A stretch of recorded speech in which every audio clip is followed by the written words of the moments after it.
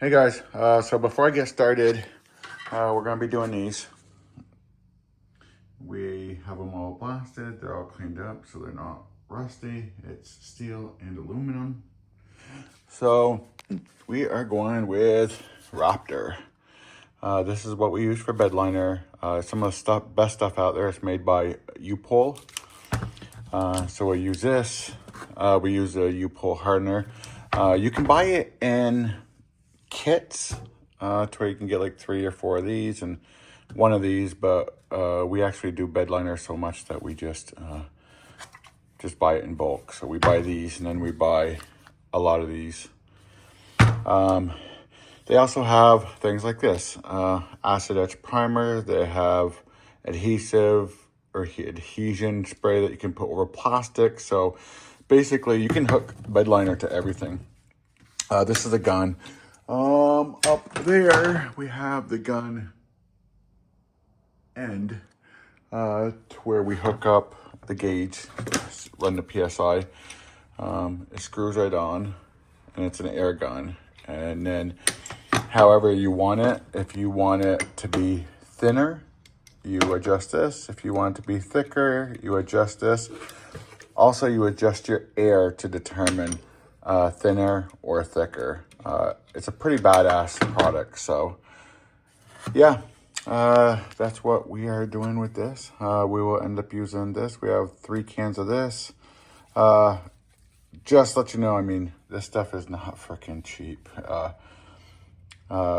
It's way more expensive than powder. Powder is really actually cheaper to do than Bedliner, not the other way around. Even though you're not cooking this, the products are expensive, but they're great products. So you can get this number 8, have it say Raptor acid etch primer. Actually, I think I just barely bought a kit or a set. I bought like 6 of these, 2 of these, 5 of these, and some other stuff. I'll actually show you right now. We'll go down and look at my stock. I just got it in yesterday, I think, because I was down to nothing.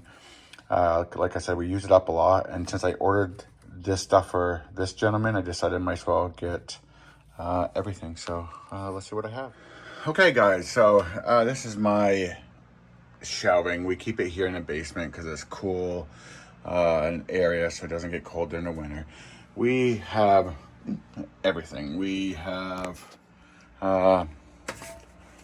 primers for when we're mobile blasting.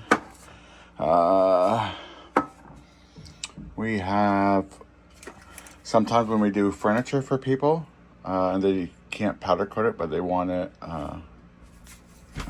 painted, we'll use this as a converter. Self-etching primer, engine enamel for engine parts, normal black spray, and then we get into more custom stuff like custom cans and stuff. But this is my normal. Oh, down here we also have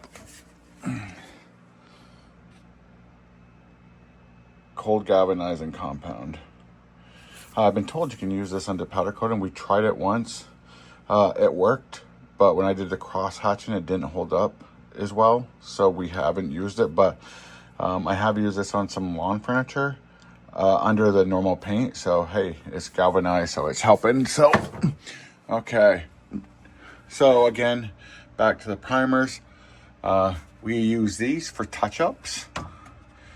So if somebody has a powder or a Bedliner done and a rock chip comes into it and it starts to bubble and rust, you can actually sand it down. And they sell 1K, but we don't go the cheaper stuff. We buy all 2K stuff just because it's better.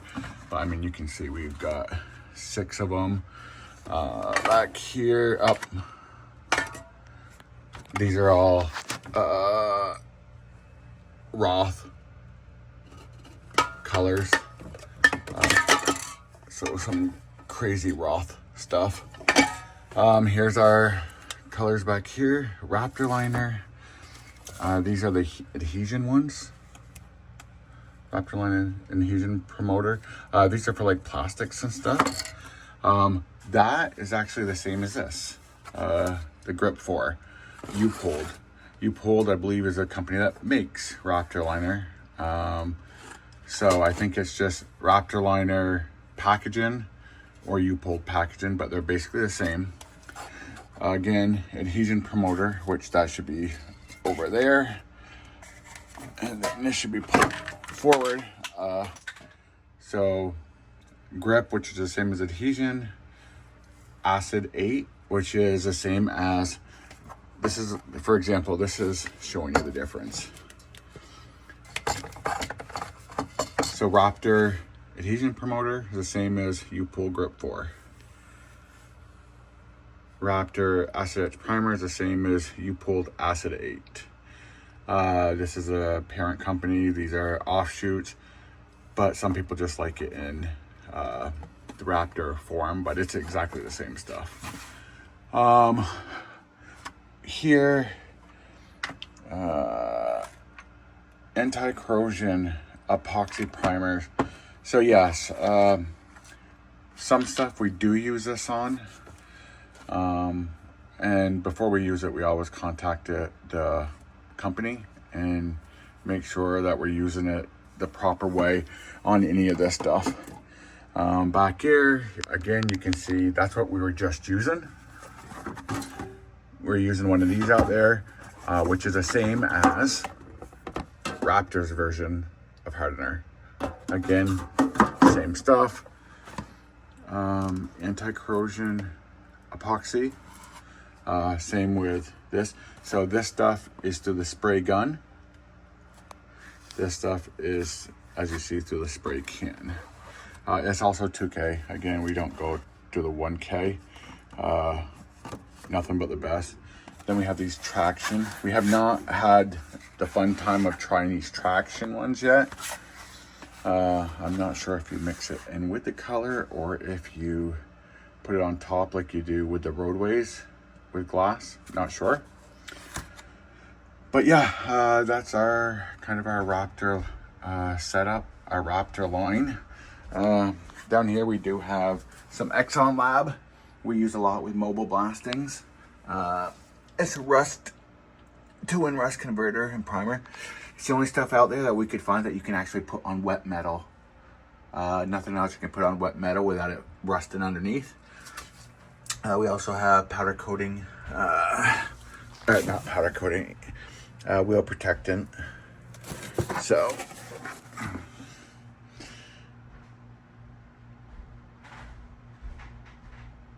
the ceramic. So to do wheels, so ceramic to do wheels. So yeah, that's kind of our little setup.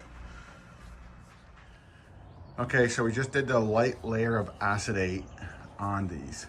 So the only issue I'm finding that's gonna be a pain in the freaking ass is these bars on the back side. I can't get through them through this when it comes to the bed liner.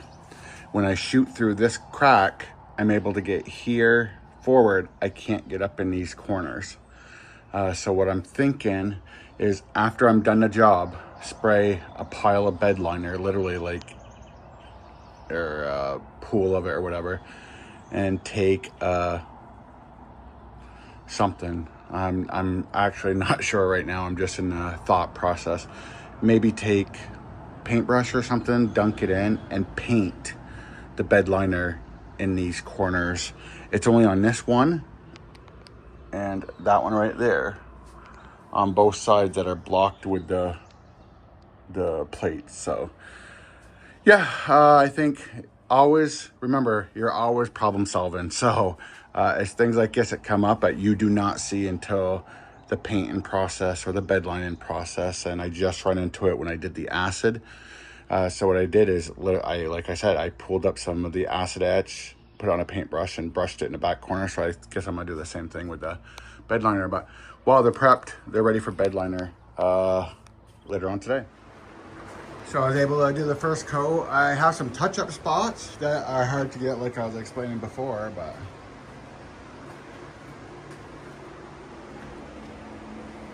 The one bad thing I personally don't like about Bedliner, which maybe because I have OCD and powder coating is not the same, is the layout, more or less. Like, okay, take example, this is fine like that.